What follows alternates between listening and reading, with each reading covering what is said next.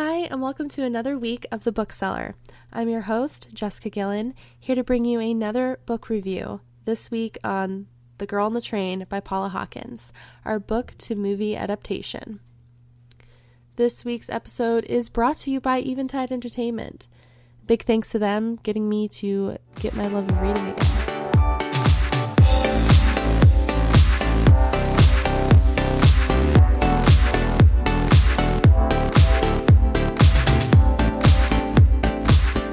As I mentioned, this week is a delayed episode as this was supposed to air on Christmas Eve, but I just didn't have the time to get around to it, and a mishap happened for the episode. I was recording with two of my friends, Alex and Danielle. Alex was meant to have read the book, but she actually just ended up watching the movie instead with Danielle and I.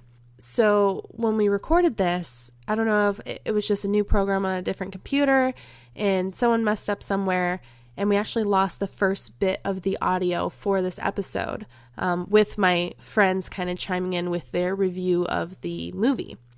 So this week, I kind of wanted to still give you that quality of that episode of us talking, because we do go into great detail on this book/movie. But personally, I wanted to at least tell you a couple things about the book and then how it adapted to a movie. And then we'll start with Danielle, who's going to give us a description of the movie and the novel. And then we'll just jump into the original recording. So you'll hear my voice for a little bit here. So The Girl on the Train is by Paula Hawkins. It was published January 13th, 2015. So not that long ago. It's relatively new, and it is a adult fiction, probably science fiction fantasy-esque. It's 323 pages. It's not a huge commitment. Again, it reads like a suspense mystery novel, so it goes by very quickly.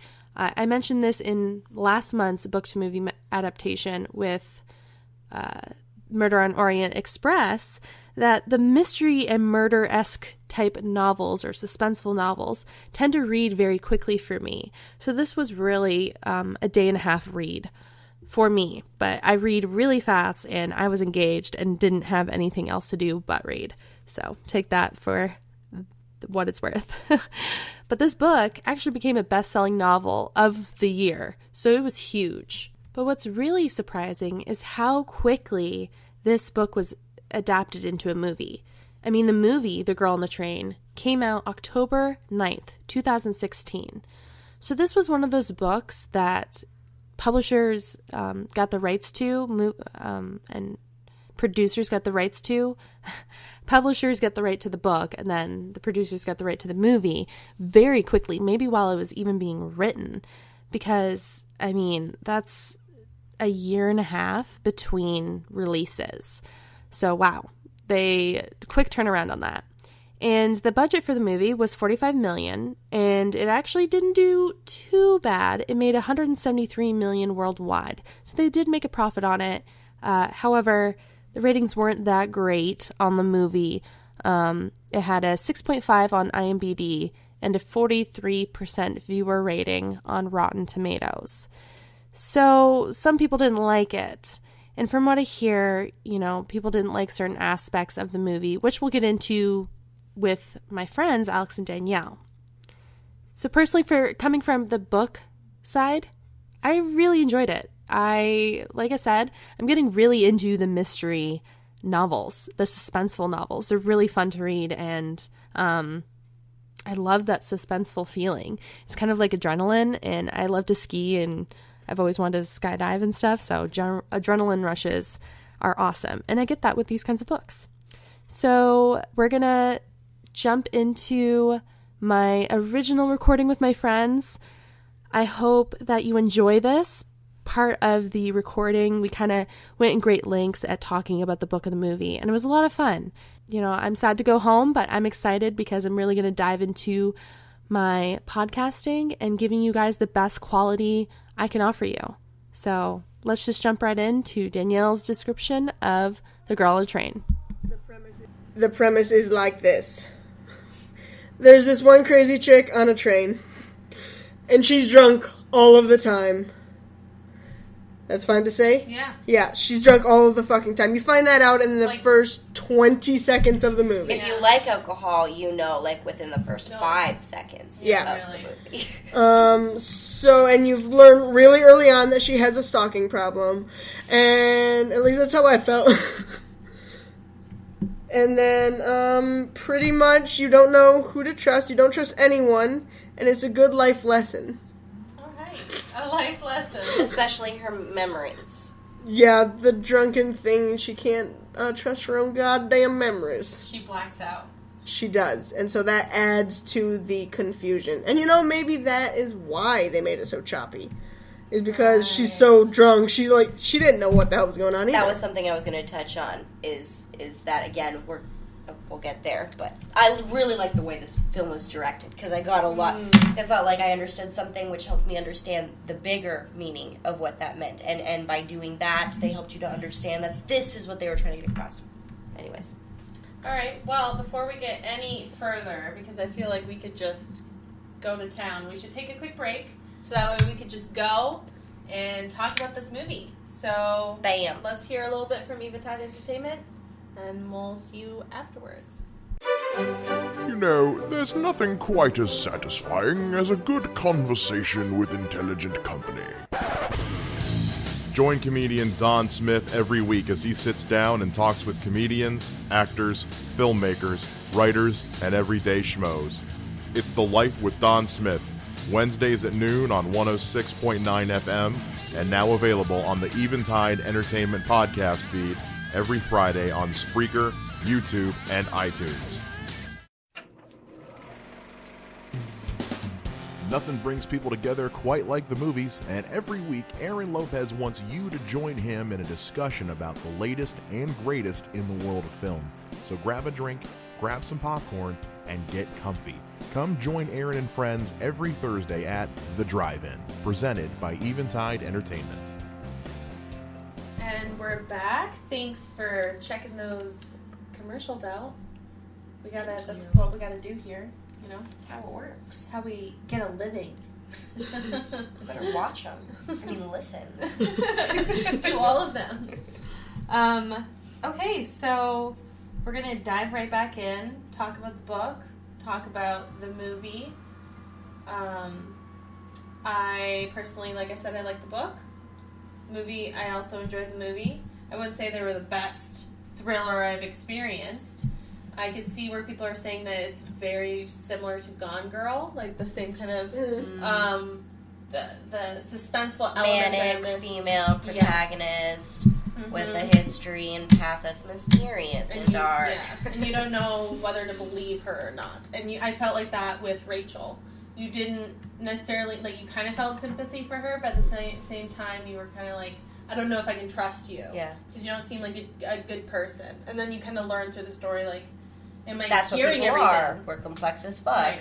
Because we behave this way does not characterize us completely, and that's what we just made you think. Right. So, the movie was rated R. Do you feel like that rating matched the movie? What was in it? I've definitely seen more sexually intense and gory subject matter. At the same time, I don't think it would have been PG-13. Right. It could never be PG-13. No. So I think that's maybe why it had to have been rated R. It was one of those ratings, okay, well, let's be diplomatic. Can't do it this way. Right. I don't know. I would say the violence and the subject matter in some areas would make it R-based. Not the swearing so much. There was not enough swearing. Some of the violence was but it wasn't gory. When I think exactly. rated R, I think gory. It was suspenseful. It wasn't gory. Yeah. There was really no gore. It wasn't the gore factor. It was more just the subject, that what was happening. Was a rated R. It was a rated R subject. Yes, the that sort is true. of violence it felt like. But at the same time, it's not what you would think out of a rated R movie as to what it would have in it. Maybe that's why some people were disappointed, is because it wasn't maybe there was one or two or maybe even 3 sex scenes, but they weren't They were brief. They were brief. They were also classy. I guess maybe the best way to put it. Really? Were we in the same forest? I've seen a lot. I mean, you guys have seen a lot of TV. I want you to think real quick about some of the sex scenes that you've seen in your life compared to what I'm just saying that was not classy. I think the filming of it. I think the production and the filming of it. The filming. And the directing. That was classy. Right. Not the not like necessarily the what plot. was happening. No, but the way it was filmed, which is what we are talking about here, right? Because it's the book that's the content. Anyway. Did anyone have any pet peeves about the movie when they were watching it? As a book viewer, it was that I didn't like that for no reason. The setting was different. In the book, it's London. What? And it's set out in London. What? And that makes more sense. In the movie, sense, it's I in New guess. York. And I get, like, the whole train concept. I feel like in London, like, they're going around flats, which is what the book... Yeah. That's how she sees them, is because you can, like, people watch, you know? When you're going on a train, you're people watching. Especially if you're going through cities and stuff. Why did they give a reason? No. So, I don't know. Okay. Maybe it's, like, money. They Easier to couldn't do film? that. Yeah, but at the same time, it's kind of like, really? What? I mean, you got the British actress. Yeah, are you happy that you left the accent then? Did you at least have the accent in Rachel? I mean, that was nice. It was just kind of like, just straight, like at first I was kind of confused and like, what? So that was my pet peeve of the movie. So if I had to pick one. Interesting. I guess my pet peeve I can't super get into because it does reveal the plot. But I think that the movie points to kind of this sensational concept that is becoming really popular right now. Okay. I'll just even blankly call it feminism. And I'm a feminist, so it's not that I'm anti-feminism, but I do feel like it was a little bit overdone. And I think, I don't know, I think maybe it irritated me. Like, I've been seeing a lot of it. I just see a lot of it. And it's like, we get it. We get what prompted this, what's the word I'm looking for? Movement. Thank you. It prompted this movement. And maybe I'm just a little bit irritated of, like, the constant criminalizing of one gender. Right. I'm just a little bit sick of that, I guess. Right. For the male race. I don't know. And you got that vibe from the movie. Yeah. It was just really intense. Yeah. At least from the movie. Maybe the maybe book not in the book. is not so much like that. There's more equal incrimination. No. Because, I mean, ultimately, she It's is just as the same responsible vibe. for what happened to her as the antagonist is responsible. Right. You know, like, and that's what it comes down to. That's what maybe bothers me about feminism, is that it's like, their fault, their fault. But and no, it is kind of overdone right now in, like, it's not. movies and in books, is the blame. But you know what? That is a whole group of us that has a lot we want to share with people. A lot of justice we need. Right. We're finally getting to speak it, so I guess I can see both sides. That was my pet peeve. Danielle, pet peeve of the movie. Oh, Alex. It's fine. My pet peeve of the movie, since I was largely just listening to it, not watching, was that they were mumblers. Oh, yeah, we needed to put the subtitles on. I don't know how you would be able to see that in theaters and be like, what did they say? Well, maybe that also added to the mystery. Ooh, and maybe that's why people also didn't like it. Right. Because it was hard to understand, because a lot of that little dialogue that happens as, like, little pieces of information. Well, and it's is frustrating mumbled. if you don't know what's going on, and you're trying really hard to know what's going on, and you could know what's going on if you'd heard all of it. So yeah, I could see that. Maybe it was more like, it felt very indie film to me, which is movies that are very, like, situation specific, that are not necessarily relatable to this big Hollywood blockbuster audience. Right. That's what it felt like, but it was a technical Hollywood blockbuster film with actors that typically fill those roles, I think. Well, to go on that, I think, yeah, maybe the movie wasn't stellar and it had elements that were missing and, like, kind of pieces that were, like, off-putting. But let's give it to Emily Blunt for the acting job she did. the role of being an alcoholic and how she can, like, every time I saw her, I kept being like, man, she looks rough. Yes. She played it She so conveyed well. it quite well. Yes. So, Definitely. I'm curious if she got, like, kind of recognized for this role in the Oscar world. I mean, I understand that this isn't an Oscar-worthy movie, but that was an Oscar-worthy role, at least for a nominee status. I would say Megan also did Oh, really... I don't know Megan. who the actress was, but... Her name is Haley Bennett. Haley Bennett. Well, She did a shout great out job. to her. I felt like she did a Oh, very man. good job. Her Compelling. story was really intense. And It was intense as fuck. I honestly Like liked the her? writing of... That's what I liked about her from the book. I liked how she was characterized, how she was built, like the way she responded to the trauma in her life. Yeah. It was complex. It was fleshed very out. complex. It wasn't even necessarily hurt me. relatable. It was like, you know, Hurt trauma my fractures, heart. and sometimes that's the result. Wow. Yeah, I appreciated her as well. But Emily Blunt did a stellar job. I'd be curious to She look made it me up and see. uncomfortable. She made me guilty. She made me feel shame. You know, she made me feel liberated and powerful. You know, in the Right. end, I think she represented that spectrum really well. Yeah. And in the book, you kind of don't have any sympathy for her. Like, you're just like, gosh, really? No. She doesn't come off as a character you really want to care for. Not a sympathetic character. No. But in the movie, I felt that. I didn't feel it until like halfway. In the beginning, I think that they were doing their best to get you to have a certain understanding of her. Yeah. And they did a good job. They did a great job. The way that it unfolded, the plot, I mean, it was well done. Yeah. I would agree with that. Good elements of mystery. The only part that felt like, I don't know, rushed or not quite right how that would really go down was with Tom's new wife, Anna or whatever. Anna. Yeah, Anna.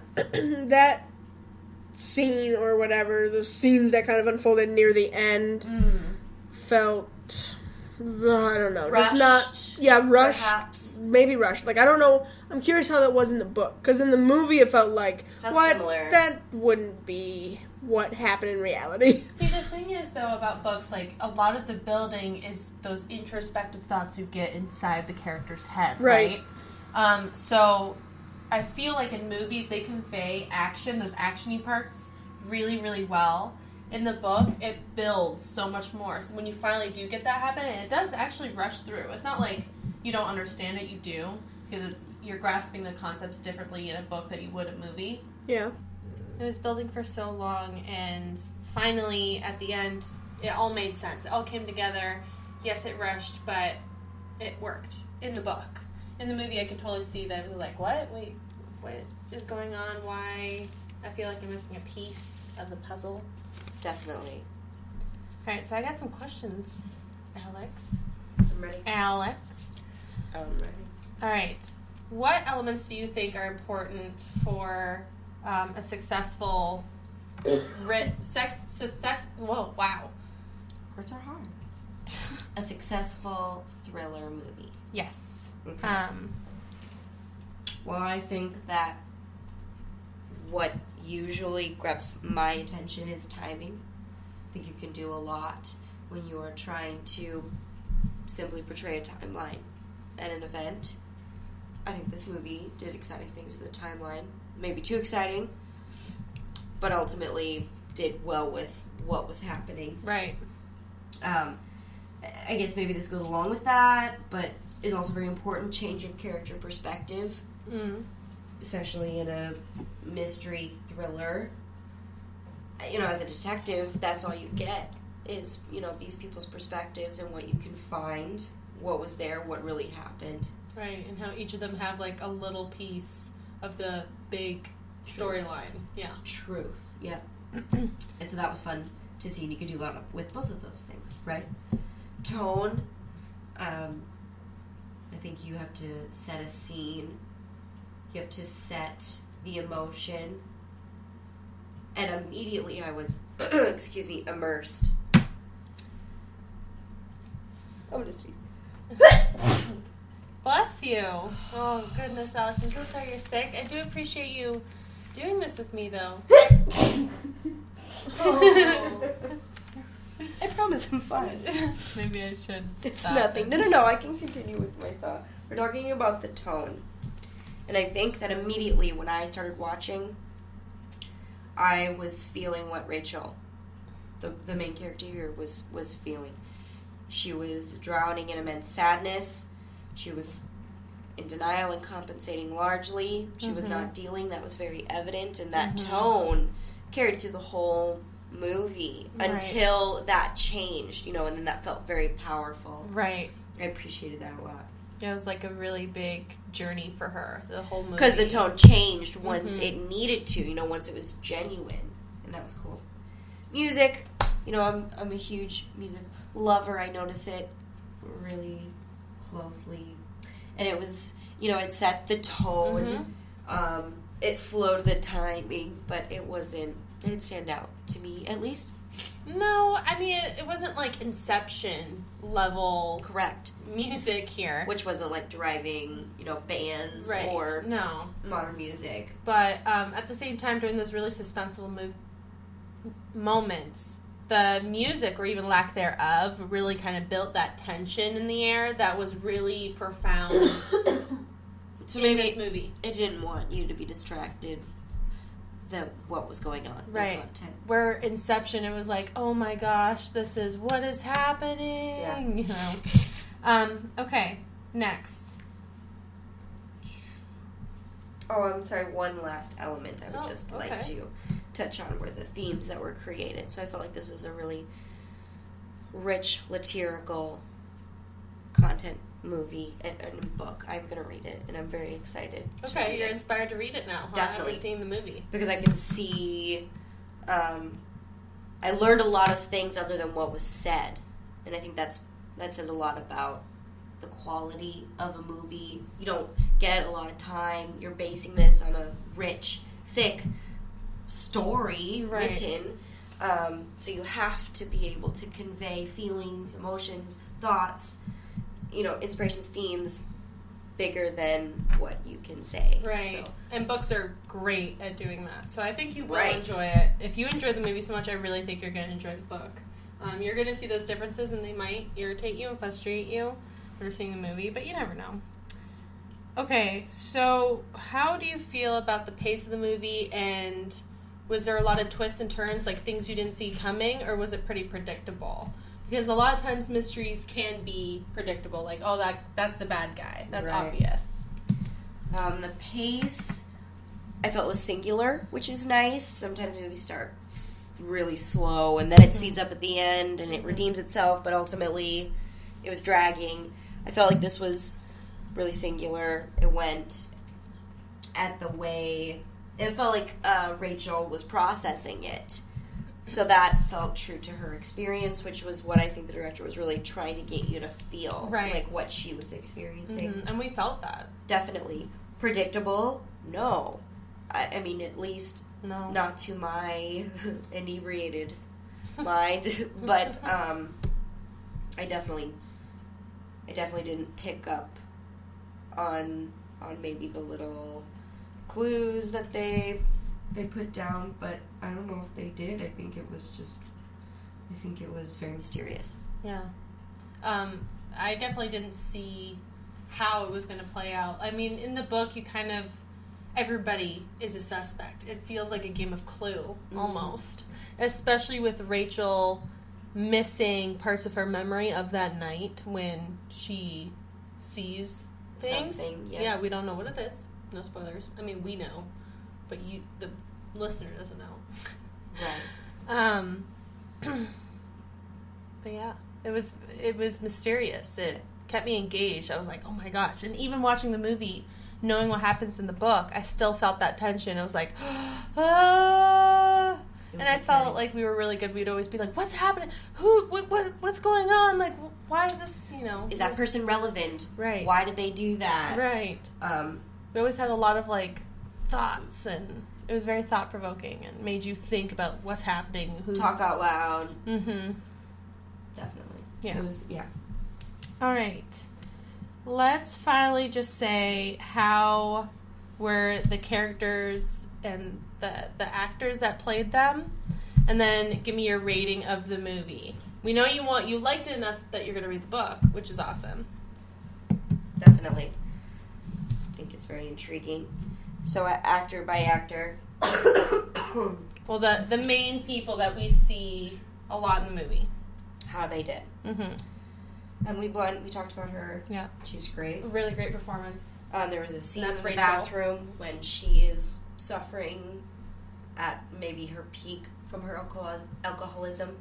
And it was after actually a breakthrough moment, which was interesting to see in somebody suffering from a substance abuse. She found clarity in her mind through this experience, and her response to it in this drunk state. It was incredibly uncomfortable and made you empathize. Also confused the hell out of you, but also brought you a lot of clarity in the way that it brought her clarity. Right. She did a really good job. A really great job. Like, she taught me what could happen to a person if you abuse anything to distract yourself from inner truths. Right. And it was like she was angry that she was discovering that she had been doing just that. And it was, I want to watch it again just so I can rewind and see that part again and again. It was so uncomfortable and so well done. It was so good. It reminded me a lot of The Beautiful Mind. The scene with Russell Crowe's wife in the movie. She's in the bathroom. Kevin Spacey? No. Oh, no. Russell Crowe. No, Beautiful Mind, yeah. Russell Crowe. Russell Crowe. I was thinking American Beauty. Not familiar. She has a scene, and it's really moving about dealing with someone with mental illness. And it was outstanding. And I'll always remember that. And I go to that movie to see that scene because it taught me a lot about how to deal or how a person deals with a situation like that. So I had that moment with Emily Blunt, which says a lot. Okay. I think she's really epic. Well, good. She must have portrayed it really well. Definitely. Sold the movie. She did. I don't know Haley Bennett. She played Megan, this person that Rachel is enamored with on this daily commute. And her story was really deep. Yeah, heartbreaking. Really heartbreaking. Great acting in it. And I liked how her character was written. That's what I liked about her character as an actress. I think she did really good. You know, she was very complex. There was a lot to her that you didn't know looking at her. Right. She played that like girl next door really well with a lot to tell. So I appreciated her. Anna, I don't necessarily understand her as a character or choices.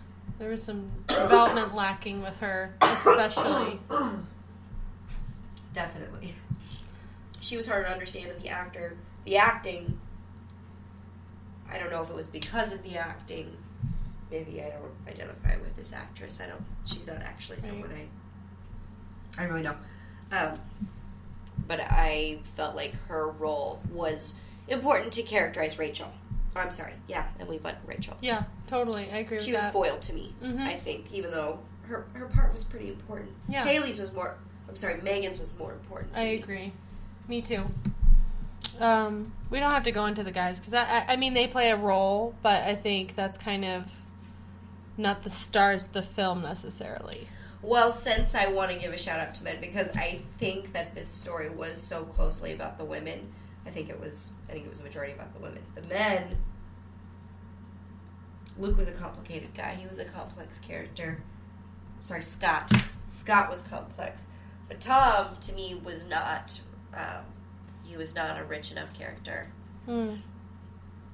Which is maybe why I enjoyed it so much without giving it away. Right. But, yeah, I think that Scott's character was actually a better role, or it's more important in the sense of what this movie is trying to relate about. Yeah, what it's about. Women's strengths and their roles in relationships. Right. We can learn a lot from Scott. I agree. All right. What's your rating out of 5? Out of 5, I don't know, I was pretty stoked that Lisa Kudrow is in it. Fucking love her. I guess for that reason, I will give it a 4. A 4. Very nice. Danielle, do you want to yell what your rating out of 5 is? 3.6. 3.6 from Danielle. Well, okay. I, personally, for me, I'm going to give both. So, the book was a 3.5. I liked it. It was fast. It wasn't overly long. 300-page books to me is about 4 hours of reading. That's quite easy, especially with a mystery thriller novel. If you have the chunk of time to sit down and read, it will be a quick read if you're into that kind of genre. So I give that a 3.5. And then I give the movie a 3. And I'm knocking points off because the setting was different. That was odd. Not necessary. I mean, if they did it to save money, that's one thing. But at the same time, it just kind of... You could still not have to show London the city to convey that we're in London. And then that one very important character to the story was missing a lot of background information. In the book, you kind of understand that character a lot better. And really the whole pointing fingers, like, who did this, what's going on, what happened to Megan, is a lot more complicated to figure out in the book. Because you do get, like, so much backstory. So, yeah, 3. So, not too bad. I wouldn't say that I didn't enjoy myself. I enjoyed myself watching the movie. That was quite a fun time. Very unexpected. Went fast. Yeah. All right. Well, thank you. That brings us to an average score of 3.5. Oh, 3.5. Well, thank you, Alex. Thank you, Danielle, for participating in this podcast. Was great. Yep. I'm going to read the book next time because I can read. Yep. Well, I mean, that's the whole reason I want to do this podcast is I want people to just start reading even a little bit more because it's an escape. It's a good way to deal as well as expand your vocabulary. Which is awesome. Expand your mind. I mean, I'm learning a lot about human behavior just from a movie. See? Yeah. We can learn a lot by what the human mind can teach us in somebody's writing. I think that's really important. Plus, reading is, we may not want to admit it, but a dying art. Yeah. Everything's becoming digitalized, It's and true. I don't care if you read it on a screen. It is not the same. Yeah. And we can't lose books. So I support what you're doing. Oh, Girl, you're killing it. Thanks. Listen to her. Or else. All right, thank you, Alex. We're gonna say goodbye. Just kidding. And I'm gonna be flying home to New York. So thank you for doing this. Maybe at some point we could do like a Skype sesh. Love you. Hate that you're leaving. All right. Well, thank you guys. I appreciate it. Thanks for visiting. Love ya. Jesse. Love you.